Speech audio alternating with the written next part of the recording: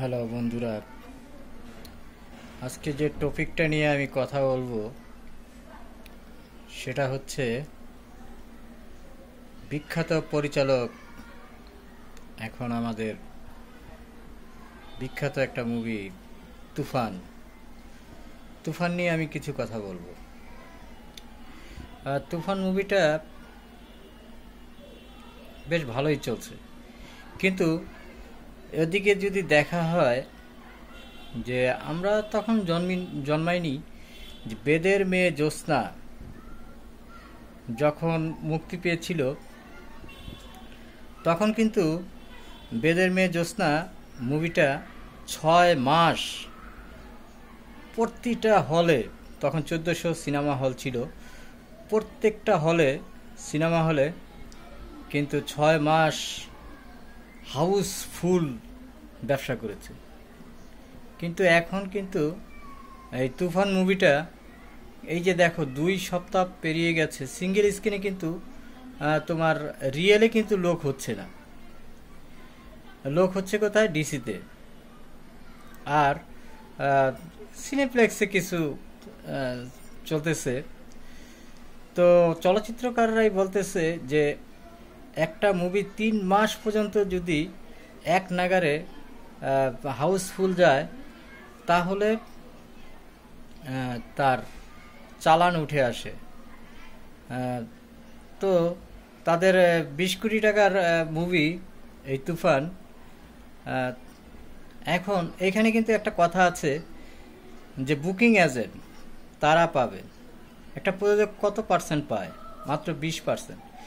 তো একটা টিকিটের 20% টাকা সে ঘরে তুলতে পারতেছে, আর বাদবাকি টাকা হল মালিকরা পাচ্ছে এবং পাচ্ছে বুকিং এজেন্ট।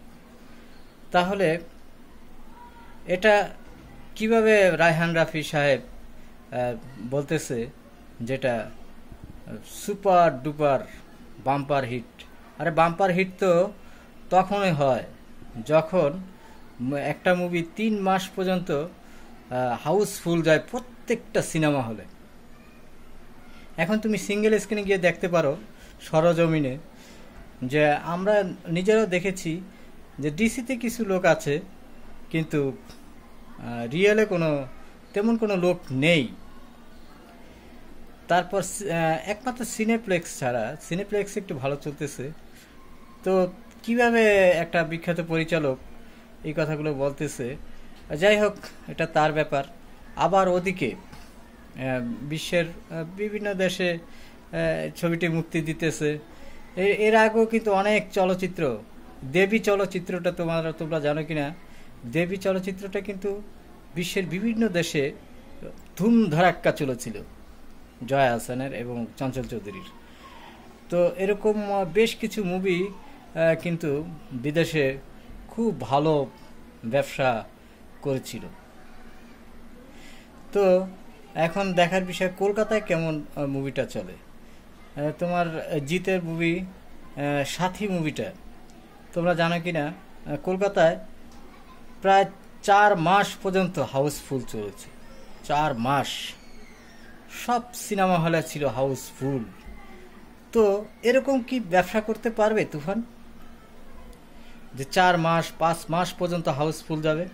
সিঙ্গেল স্ক্রিনে এখনই দর্শক নেই, হয়তো বা ওই দেখা গেছে তোমার এই ডিসিতে কিছু দর্শক আছে, বাট রিয়েলে তো দর্শক নেই বললেই চলে।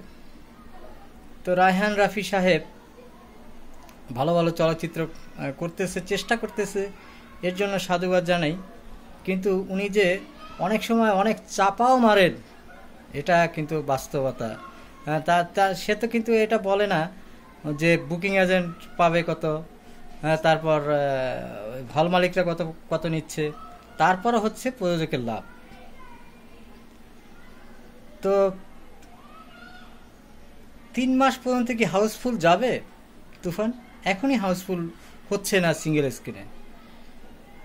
হাতে গোনা কয়েকটা সিনেমা হল আছে বাংলাদেশে, আর 1400 সিনেমা হলে একসাথে 6 মাস পর্যন্ত হাউসফুল গেছে তোমার ওই বেদের মেয়ে জ্যোৎস্না, যদিও তখন আমরা জন্মাইনি। যাই হোক বন্ধুরা, সবাই ভালো থেকো। হ্যাঁ, তুফান মুভিটা ভালোই চলতেছে, তবে ওরকম হাউসফুল নয়। ভালো থেকো, সুস্থ থেকো, সবাই সবার জন্য দোয়া করো। ধন্যবাদ।